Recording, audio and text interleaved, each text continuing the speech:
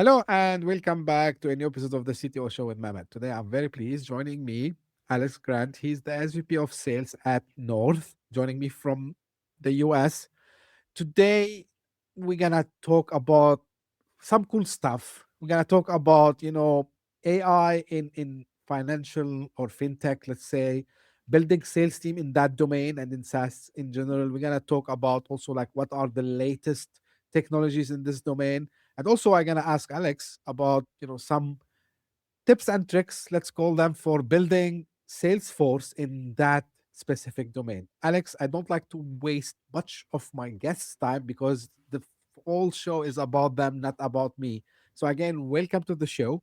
My audience knows the first question I ask usually: tell us a little more about you, your background, and what you're currently doing at North. So, the floor is yours. Thank you, Mehmet. It's awesome to be here. So what I've been doing for the last 16 and a half years, I've been building sales teams in the fintech, the payments technology, software space. Sometimes people call it the SaaS space, software as a service. I've been building sales teams for about 16 and a half years at a large organization. And over the last year, it's actually my 1 year anniversary. Over this last year, I have been at a company called North. And North is a competitor of the former company. The former company was a Fortune 500 company.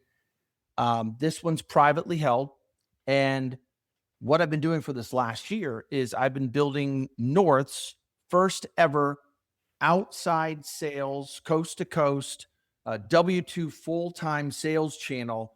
For years before I got here, North's primarily they primarily distributed their products through an agent model. It's very profitable.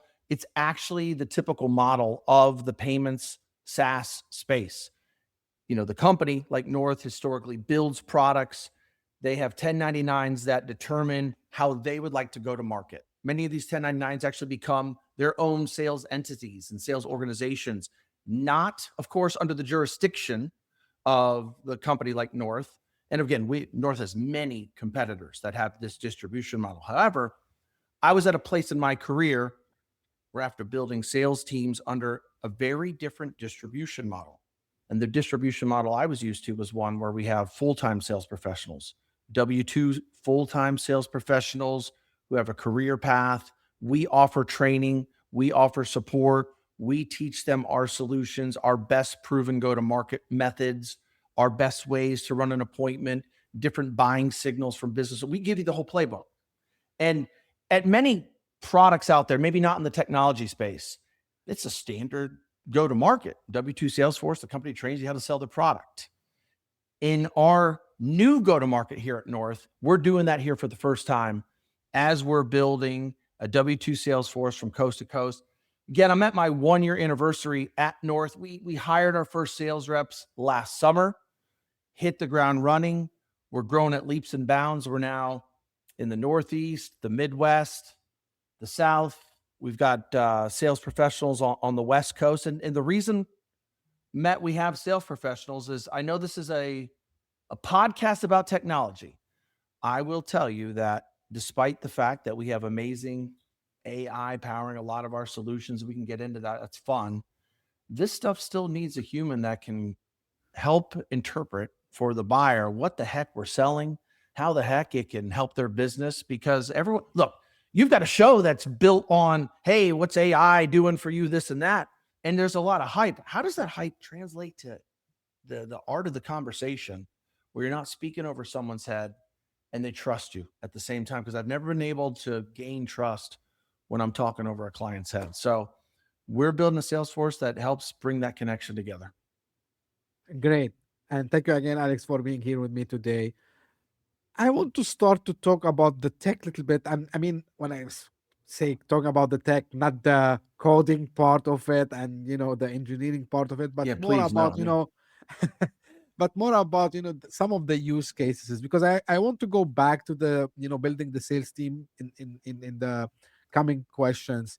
So one of the things, when I checked the website, you offer a lot of AI features to your customers, and these AI features actually they translate into business outcomes. So if you can, like, just tell us a little bit more about, like, what kind of AI technologies are deployed and how they are helping your customers from benefits perspective. The biggest feature that we could offer you right now is, it's interesting, but depending on the size of the organization we're selling to, they either think it's a must have or not relevant to me. Let me explain that differently. Our solutions, we can help your business accept payment, but accepting payment, that's table stakes. You have to be able to accept payment for any technology when you're moving commerce around. But we're talking, if you got a storefront and then you've got someone that's grown and now they have an e-commerce business. Now you've got someone that's gone a little bit bigger and now they have 4 warehouses and they're managing inventory. Now you get a little bit bigger and you're managing logistics. And here's this interesting thing. Where we're using technology and AI to enhance our sale, forget about our sale, to enhance our security for the payment space. That's the biggest feature we can offer. And I'm going to talk about a second one in a second, but it's security.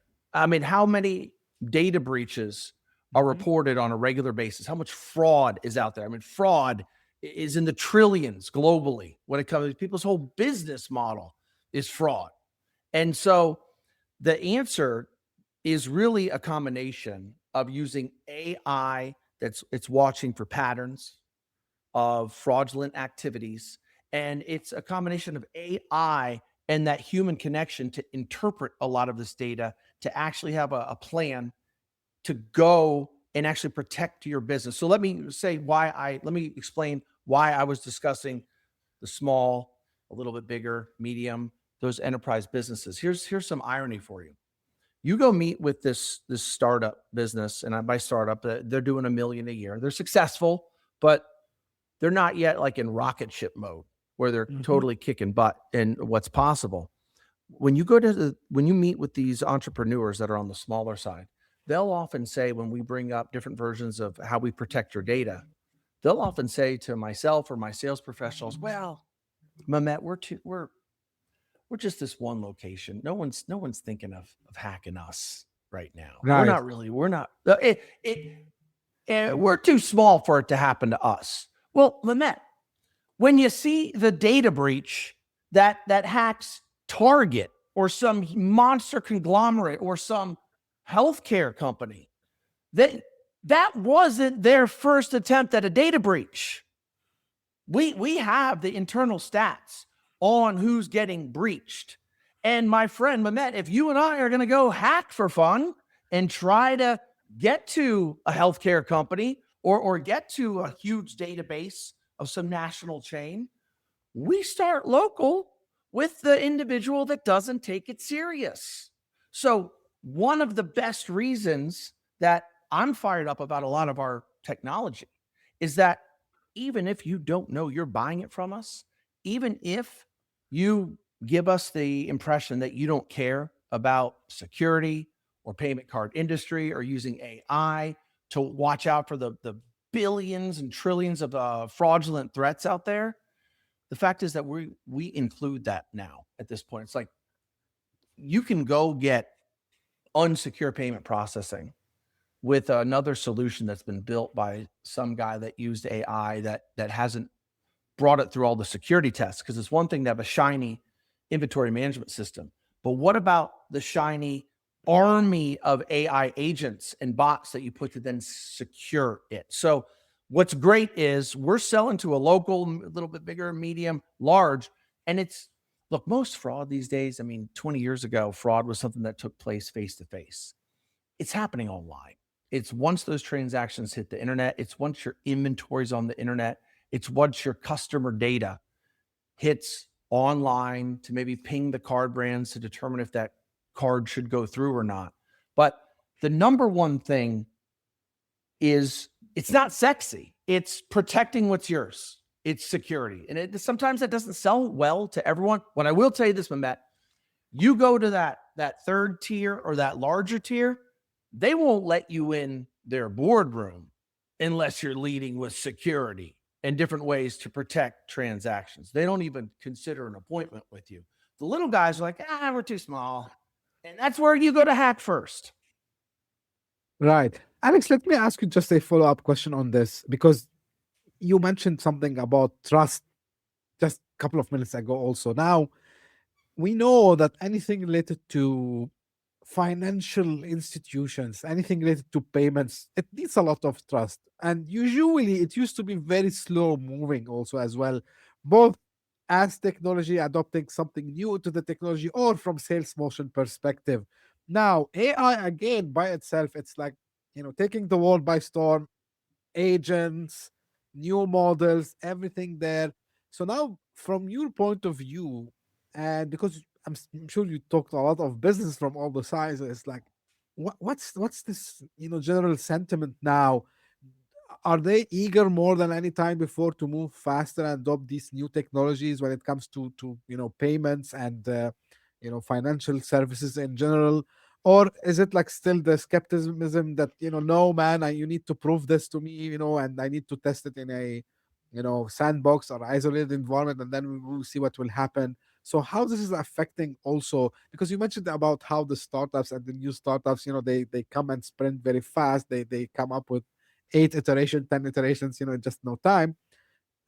So how this is affecting also the buying process for fintech products in your opinion? Would you agree? AI is something that everyone feels like, especially on the business owner or the buyer, like, man, we've got to do something with AI. I don't know about you, Mehmet, but when I'm on LinkedIn, I see a lot of the funny memes where people like the CFO says, "We need AI," and the employee's like, "Yeah, we do." And then one of the employees says, "And what are we gonna do with it?" And the chief technology officer's like, "Not exactly sure, but we definitely need it." I actually find those memes, if you've seen any version of it, and again, don't Yeah, a lot. you know, right? Mehmet, they are so unbelievably true and accurate. I am telling you that it is. But no, I actually think they do. But I'm telling you, very, very intelligent people will admit. Now they're not going to meet when you first shake their hand, but they will admit, and they'll say this to you. You know, you've had a couple of meetings with someone. They'll be like, "Yeah, listen, we know we need something with AI and security, but can you just tell us what you think we need?" Like once people get vulnerable, um, the buzz, I think it comes from truth that there is a lot of awesome things that can help secure your business with AI. I also think people don't even know what to buy that comes with AI, but they know if I'm a sensible chief technology, I definitely have to have it. Our organization had, we had some consultants come in and meet with our entire dev team and IT team up at our headquarters about a month ago for this exact topic. And it wasn't so much our current product suite, but how can we use AI to actually leverage it more than just another subscription to another, generative service? Like what can we actually do to we're not actually looking to reduce our staff. What we're looking to do as an organization, like talk about us selfishly, not selling my client. What we're using AI for is to actually keep up, because the companies that don't use it in the like think about technology every year, it's like the Richter scale. It amplifies the speed of which things are happening. I mean, look at in our short time over 2 years what chat gpt did to, hey, is chat gpt even the best one? I mean, Laura, we're talking Claude now, Yeah. Gemini, all the others. And we're at this just amplified, there's an amplified belief that someone's probably out AIing us. And I actually believe that belief is real. And I can tell you that over the last even 90 days, I've watched our organization, because we've really invested in not just buying it, but training our people to leverage it. I have watched solutions come out. I always thought this company moved fast. I've only been here a year. But now that we have fast, hardworking developers actually authentically leveraging AI for their coding, I have seen solutions that I'm going to tell you would be 2 to 3 years to code. I literally have rough drafts of them that some of the dev team has shown me that they just started working on 90 days ago because we just gave them the idea. And it's lowering our risk to invest in a solution that maybe we don't use, right? A lot of software is built out there that's never used. Well, it was a higher risk if it was going to take 2 years. But now I've got a rough draft of something, and it's actually given me a whole nother idea and influence. I'm like, ooh, if we can do this, let's do this. So for our products will be enhanced because of AI. Now, as a buyer, everybody feels like they need it for some sense of security. A lot of people are leaning on the payment technology companies, the software companies that give them the impression they know what they're doing to say, where should we spend our AI budget? I guess that's a lot of what the conversation is. Right. Now, talking about what's happening in the field, I'm sure also, and here I'm talking about the sales motion and the field sales. A lot of things are changing, I believe, dramatically. Actually, it's been changing for a while. Like before we started the recording, we were talking about, how actually the buyers are becoming like more informed, and they know what they want usually, and just the way we used to do it maybe 10 years ago is different than the way, regardless of AI. But now with the AI, what do you think? Something that gonna stay, it will not change ever when it comes to sales for any organization, and specifically in your domain, Alex. And what do you think, like something very soon it gonna start to fade, like few maybe traditional approach that gonna quietly die? What do you think? Boy, when you say, fade forever, that's a bold question of predicting things. I can tell you, I do have a few opinions on this. The first one is I believe that AI for companies that need to distribute products, maybe with some sort of sales teams, maybe they have an SDR team or they've always wanted one. I am telling you that companies, including ours, are investigating, and some of them already have the practice fully automated, where AI is generating opportunities to have more appointments, more qualified appointments than ever. For years, there's always been those companies that reach out to you and say, hey, we're an appointment setting company. We'll reach out and we'll set appointments for your organization. And they've always had, depending, like a flirting success. It's never been astronomical. It's rather pricey. Well, I mean, if you look around, even online, go to LinkedIn, and you're looking for companies that are now setting appointments with AI, where the entire conversation is with AI. And Mehmet, you actually go and you hear a couple recordings. It is shockingly awesome. And I hate to say that because it's like, gosh darn it, like this is changing the game. I believe that a lot of appointment setting, call centers, I mean, think about it in your life, all the times you had a call from a call center and you can hear like it's noisy and there's all this, distractions in the background. But then you get this masterfully written AI that's having a full-fledged conversation to set an appointment. So I believe that there's going to be a lot of business opportunities for those companies that invest in the SDRs. But I believe where the hand in hand goes is the complexity of these technology solutions that are out there. Whether it's my company, there's so much software out there that needs to be sold. I think you said never, ever change. I think where it's going to be really tough to change is for the connection between the buyer and an actual human to say, hey, let me tell you how this is going to make your business operate more functionally speaking. Could it happen? I think it could, that AI could take over that. But what we really are selling at that point, especially when you think about some of the price tags of some of the software, is yes, software is a part of the transaction. What you're selling is trust. And you're going to write that check for whatever big 6-digit, 7-digit number. And the trust can be conveyed. So many sales reps struggle when they're new because they think I need to learn everything about the product before I talk about it. And the funny thing is that a lot of our best performers, They focus more on what are the most important things that I need to convey with that human touch to create that trust. So I think that's here for the viable future, the human to human connection to buy the product that's infused and secured with AI, that maybe the appointment was actually helped set by a robotic SDR team or some brand new CRM to help the rep find opportunities.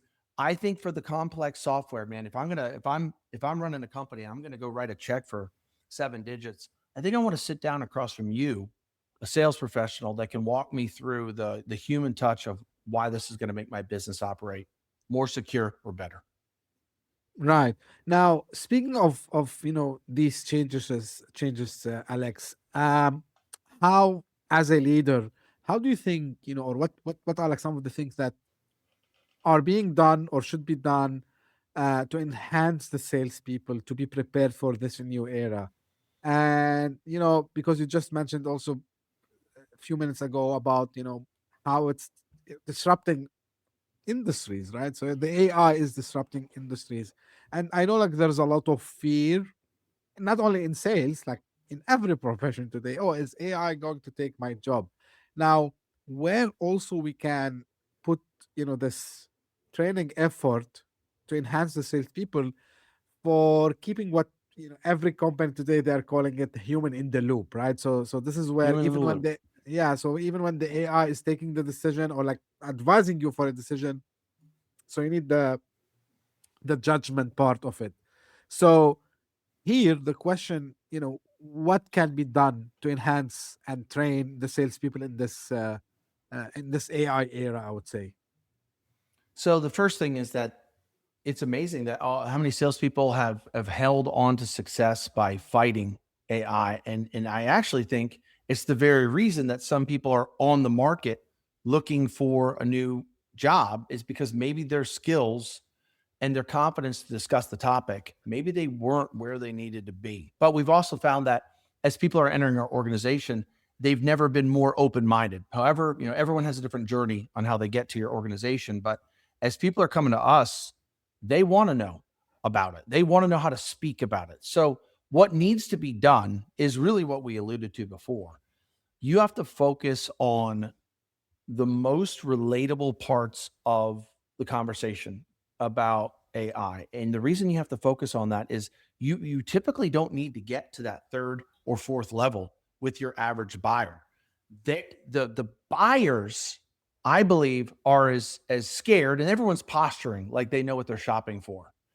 I am very confident the buyers are as scared as some of these newer sales reps are to have that initial discussion. And what we're finding is, as we're openly talking about our tools, our security, we've never sold with phrases like in our space, like security, because that to me is directly related to AI. You're going to have trouble keeping a online platform, an inventory management system, a point of sale system. You're going to have trouble keeping up with the hackers that are coming at you using AI. So if we can't at least hit that like level 1 and level 2 discussion to convey the message, a lot of people are freaked out that they need to almost go and be a dev person to be able to convey that message. You don't have to get that deep because the buyers are as scared as a lot of these people are to talk about it. They really are. Do you think, Alex, but sometimes you know the message is too much, in a sense that it looks like everyone is scaring, quote unquote, the buyer, and this might affect the trust sometime. Like, so how, I mean, I don't know how it can be done, but like, how important is to show the empathy here rather than just this fear effect, like, hey, you're gonna be hacked, you're gonna lose, like, how from sales perspective we can keep also this empathy when speaking to the customer. Let me ask you. I want to get clarification. Are you saying with all the hype in AI, where's that line that we cross where we're capitalizing it too aggressively? And it's taken, yes, there's a lot of hype out there online. I mean, go to Instagram and type in into this stuff, and you're gonna see that they're gonna come knocking at your door and imprison your whole family. Um, Are there too many companies going too far in the extreme and selling with that fear? Is that really what you're getting at? I might ask Kind you a of, question. Yeah. kind of, yeah, yeah, yeah. Well, I mean, I do agree with you. I think there's a lot of fear, but when you really, so what can we do about it? I mean, I think the best thing we can do is have open dialogues. A lot of with our business owners, and I will tell you, a lot of these technology companies. I mean, by the way, I say technology companies. If your company isn't involved in technology these days, I don't even know how they're surviving. So almost all companies have to be. A Sure, retail store these days is a technology company. So I want to make it clear. I'm not just talking about software people selling more software to software people. If right. you're distributing purses these days, you need to have an inventory management system and a fulfillment center. The real theme of this, I feel like your question is, for all the years, and I've been selling this now for 18 years, and I've been leading sales teams doing 8 years. We've never had to overcome the empty hype fear versus the reality like we have now. It's almost like you sit down at an appointment and people are like, yeah, but we're going to get hacked. Yeah, but we're going to get hacked. And listen, the hackers are trying, but Yes, I'm going to tell you from 5 years ago, it's not like you're seeing boarded up buildings everywhere due to another data breach. The same ratios are out there because remember, as the bad guys get more sophisticated, the good guys are equally getting sophisticated. Both sides are being compensated. true. So it's become something that you have to have. But before, you had to have something as well. It just didn't have the name AI. It was a hacker. I mean, you know what the analogy, this is different, but have you noticed in your life, your personal life, whatever, 6 years ago, when you would see a picture that was weird, you and your family, your friends would say, oh, they photoshopped that. Yes, Right? They photoshopped it. But now they say, oh, that's AI. it's AI, yeah, right. So I'm using that analogy to bring it back to security, cybersecurity. There were hackers before. They were relentless. They were relentless. They had floors in office buildings hacking together. Hack, hack, hack, hack, hack. But the word AI comes with so much fear because most people feel like they need to be a developer to understand it. I'm telling you, they don't. Whatever you're buying, whatever solution a company's buying, research the company and make sure they're on the cutting edge of AI for the software. I don't think every company needs to totally freak out about it because maybe you just weren't freaked out about data breaches 7 years ago when you should have been, because there were very many non-sophisticated billion-dollar data breaches 7 years ago before anyone said that acronym of AI. Right.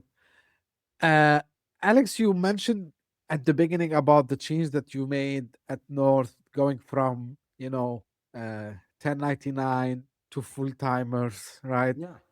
Um, why this is important? And I'm asking you this question because, so for people who are not aware, who listen from outside of the US, so basically the main difference is to make it very simple. It's like agent, so he's not a full time or she's not a full time employee. They get, different different kind of I would say compensation versus someone who is full or she's full time and they get a pay every 2 weeks, and as they do it in the US. And they are part of the company, so they can get stocks, blah blah blah blah blah. Yeah. Now, first of all, why this is important move. Second, how was that also important to retain the talents, the top achievers at the company? All right. So to frame it out, the software space in the US is often sold, whether it's my company, it's the standard go to market for a lot of software companies is Yep. that the company, in my case, it's North, the company builds the software, they build the solution, the payment technology, secured by AI, all that stuff. And then they allow 1099 agents, an agent model, to distribute, sell the solutions however they'd like. And a lot of these agents even become their own like sales companies. They don't report to a company like North, but that might be the primary software that they sell. But they also might sell for a competitor of North as well. So these agents could, let's pretend we have 5 products. We have way more than that. They might pick 2 products from us they like, and they might actually pick 3 products from another one of our competitors that they like. And since we're not their boss, because it's a 1099 relationship, they pick and choose from a Rolodex of all the different payment technology companies out there on what Right. they choose to distribute. Now, my focus has always been building a W-2, and here's why. First of all, I want to make something clear. My company did not stop their 1099 channel. They absolutely still have that. That's just not my area of expertise. I've spent my career building a sales team to sell against that model. So my reps, they sell for North, they're loyal to North, they get a career path and sales training.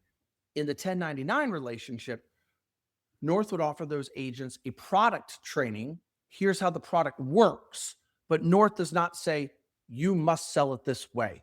You must use this CRM. This is our sales process. These are our proven methods. In the 1099, we do not, in a 1099 model, you can't tell them how to convey the message. In the W-2, you say, these are our best practices. Not only would you be crazy not to use the sales training that we want to invest in you and have you have a career path, these are proven methods. So the reason for that, it's always been important to me is, Met, I'm going to tell you why. You have this podcast because you like talking to people. You like meeting people. I like this distribution model because I like hiring a sales rep that joins North that's maybe they've been underpaid, felt like just a number on their boss's Excel document. And I want to invest in someone to the point that, yeah, we've trained them enough that they could leave if they wanted to and do very well. But I want to invest in someone so one day they can take my job. And I want them to be a part, because one day I'll be done, whenever that is. I want to leave a legacy of an organization of people that have found the balance that they can not only sell a solution that's awesome and they feel good about, but they can do it in a stand-up way where they don't have to because salespeople, some of them are met. I know you're a formal salesperson. Some of them have this reputation. They'll say anything to get a deal, blah, blah, blah, blah, blah, blah. I've had a really great career of never having to be a part of that. And it's probably a blessing that somehow I stumbled into. And the reason that I like the W-2 model, it has to do with people. You know, we're sitting here talking about AI and I'm selling AI and our solutions are protected by AI.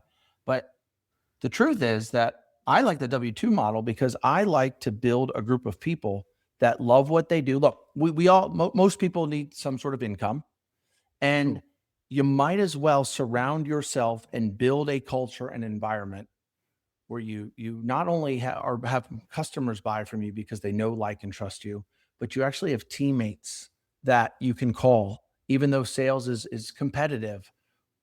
I like the W-2 model because if facilitated correctly, you can have a model of people with like-minded, hardworking in a hard job in a hard changing industry actually enjoy what they do when they're away from their family during the day. I like the W-2 model because it offers a career path, and I love working with good people.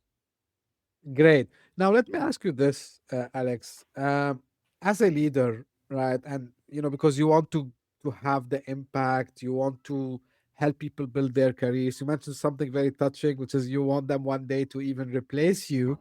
Now, and this I'm asking, for other sales leaders who might be listening to us today in this space. I mean, in the tech space.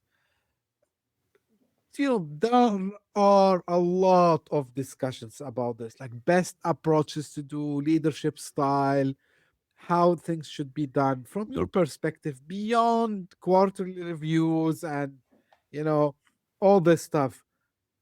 What have you seen really successful and really motivates people to give, from all their hearts? They come in the morning to the work and they just want to go and crush it. And when I say crush it, it's not like to be like these uh, pushy salespeople or doing any of the thing that you just mentioned moments ago.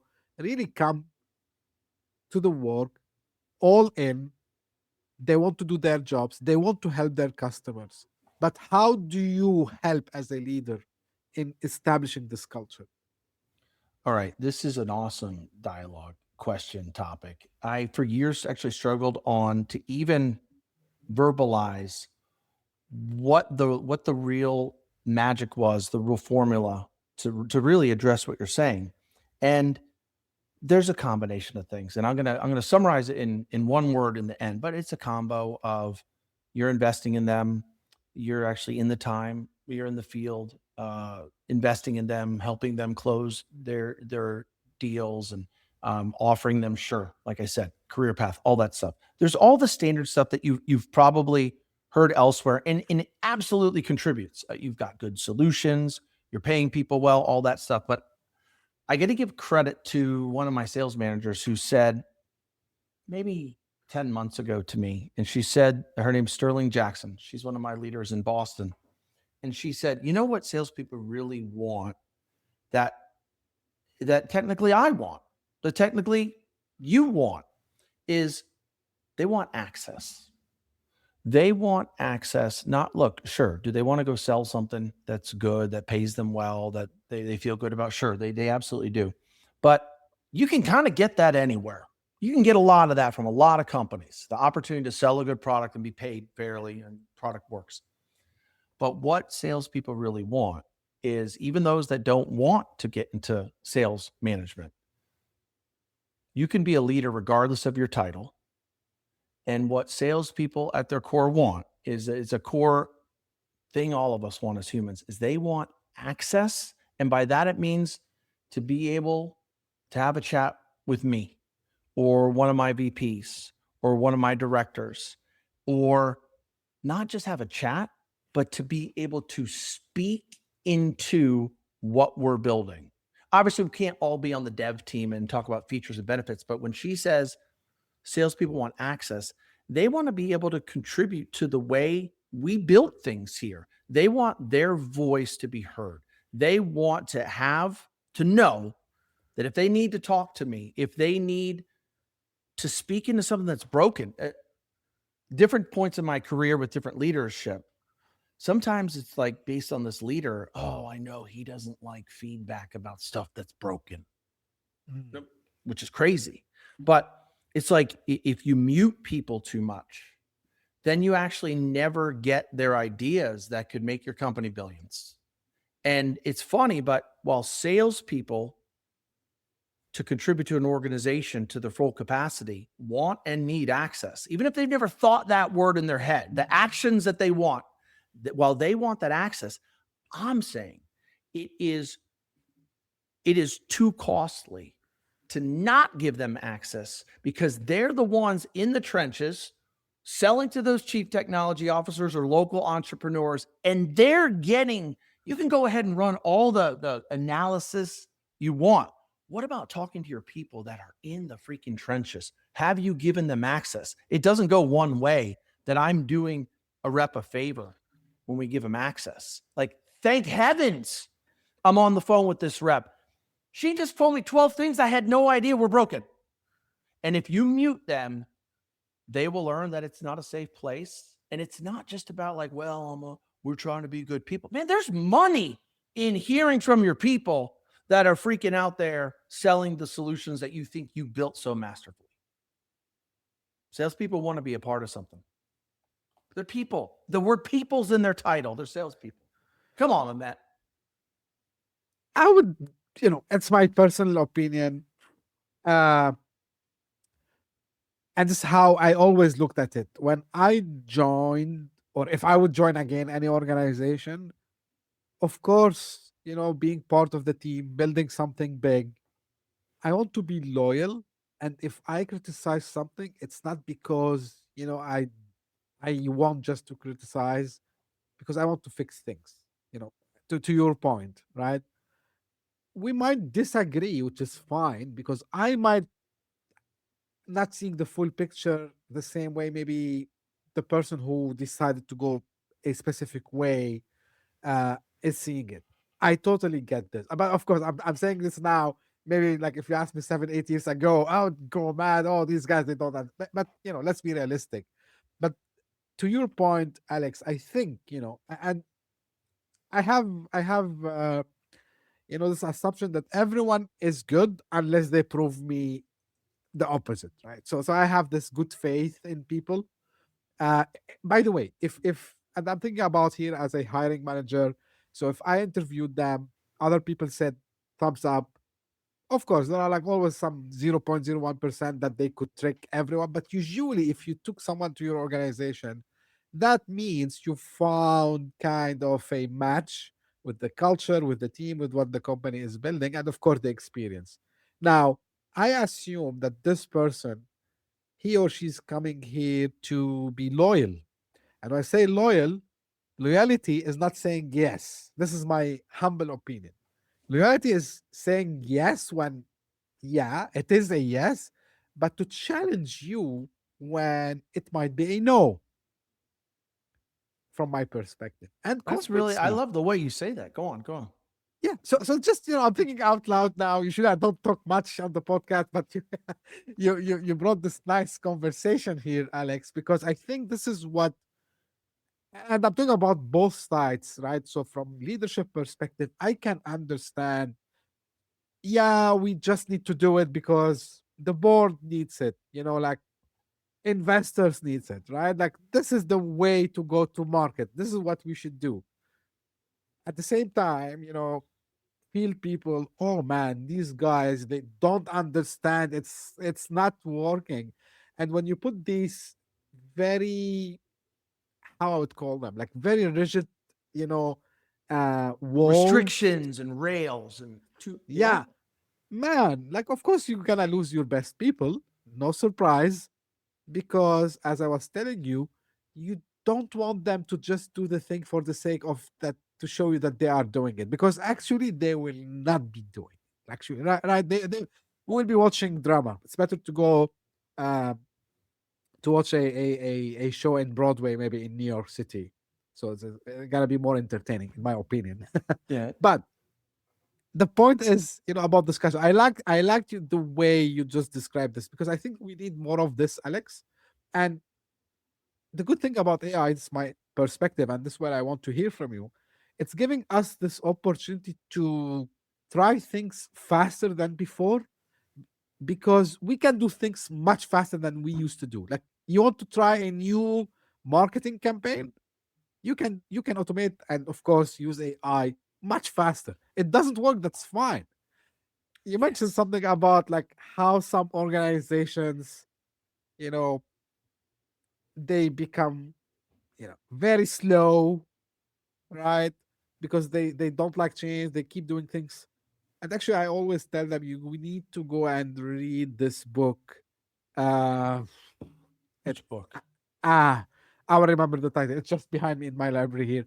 About disruption, right? So the dilemma. What was that? I will remember it. Well, listen, disruption. How many people, their disruption stories start with Mehmet? Let me tell you about this company. Disrupted the industry. They move so slow. It's incredible. Like I don't have too many stories like that. I don't know about you, but it's pretty much the ones that are cranking out whatever it is that they do.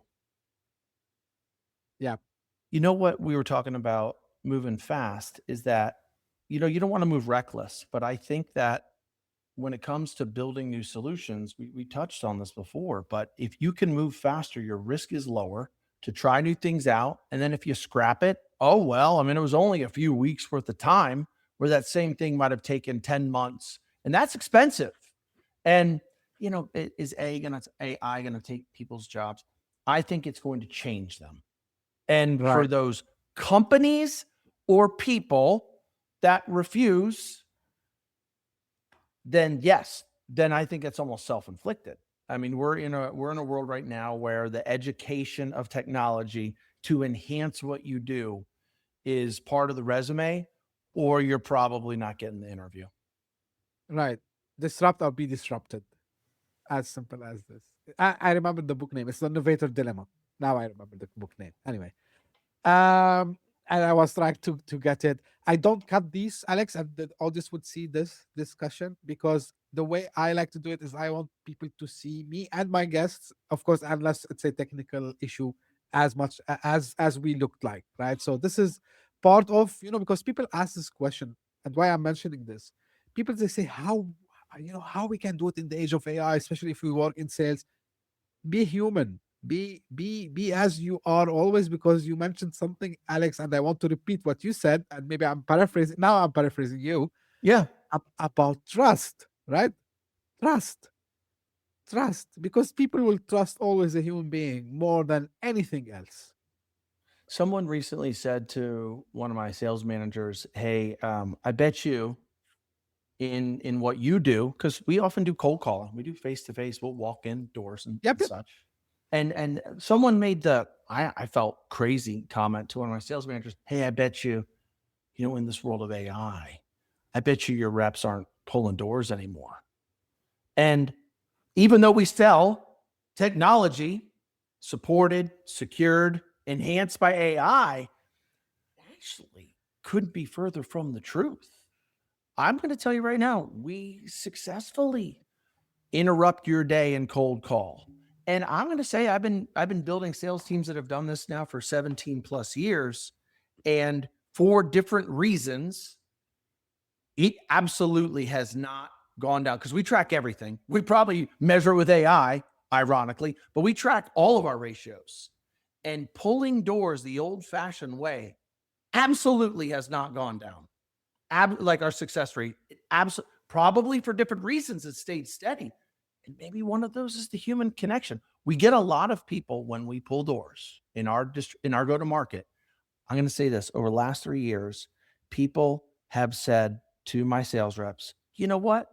I do get called on by a lot of you people, but when I say called on the phone, you actually came in here." Like, we're actually getting that said to our face as kind of like, "You're actually here."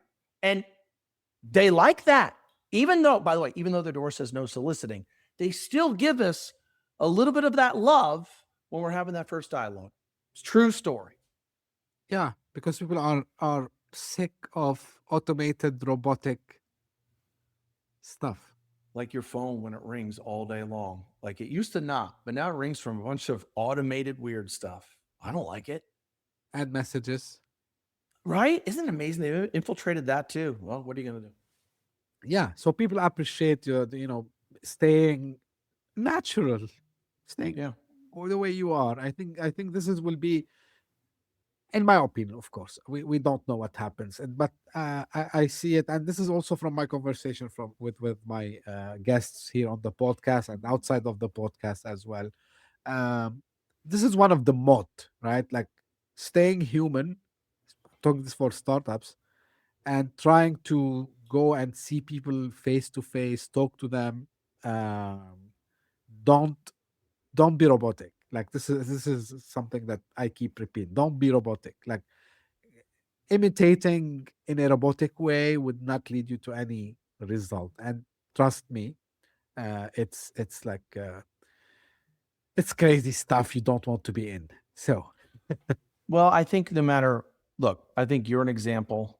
Hopefully, I'm an example, but passion goes a long way.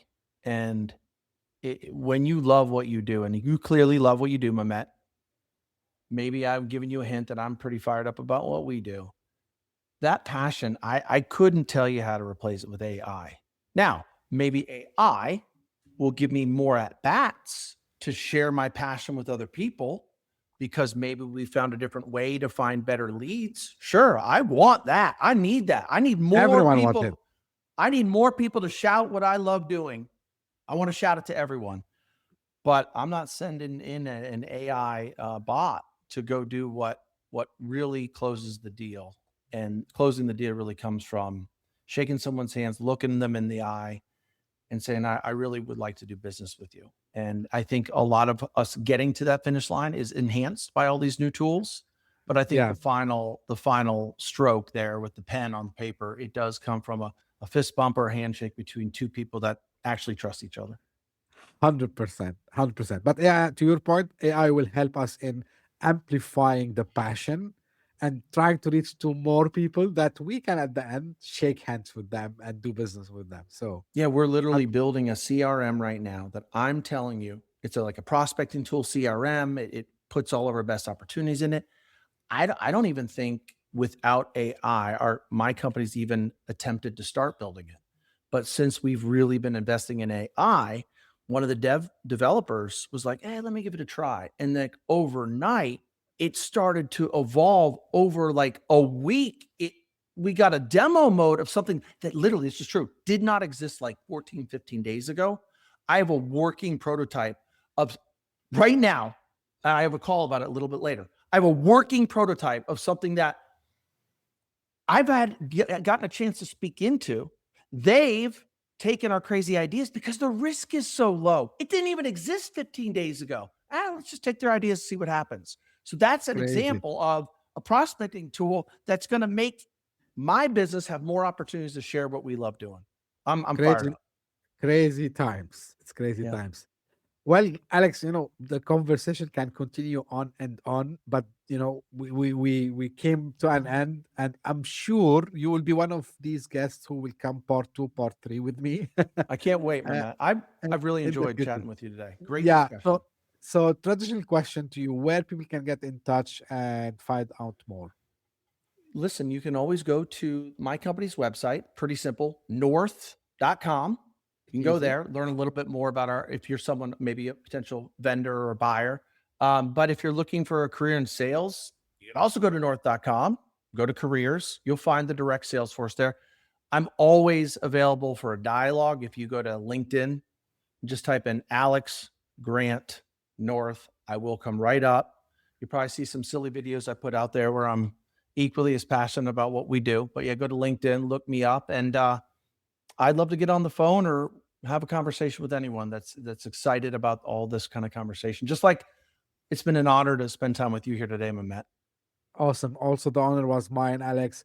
What I like to do for the audience, you don't need to waste time and search. So I'm gonna put the links for both Cool. North's website and for Alex LinkedIn profile in the show notes. So if you're listening on your favorite podcasting app, you will find them there. If you're watching this on YouTube, you'll find in the description. And this is how I end my episodes, and this is for the audience. But before this, Alex, again, thank you very much for being here with me today. So for the audience, if you just discovered this podcast by luck, I hope you enjoyed it. If you did, give me a small favor. Share it with as many people as you know. I'm trying to just reach as much people as I can. So subscribe and share it with friends, colleagues, family, whoever you might think they can benefit out of it. And if you are one of the people who keep coming again and again and they listen or watch, and I can see the statistics because of you, not me. We are able since 2025. I'm repeating this at the end of each episode. I know I'm kind of boring, but I have to thank my audience for the loyalty wherever you are, because since 2025, we are in the Apple Top 200 podcast charts across different countries simultaneously. This cannot happen by itself. I don't use bots to get fake listeners or to fake viewers. So this happens natively and spontaneously. So this happens because of you, the people who listen to the show and share it. So thank you very, very much. And I'm hoping to see new countries. So every week I see the countries flag change. So I'm hoping to see new countries very soon. As I say, always stay tuned for a new episode. Thank you. Bye bye.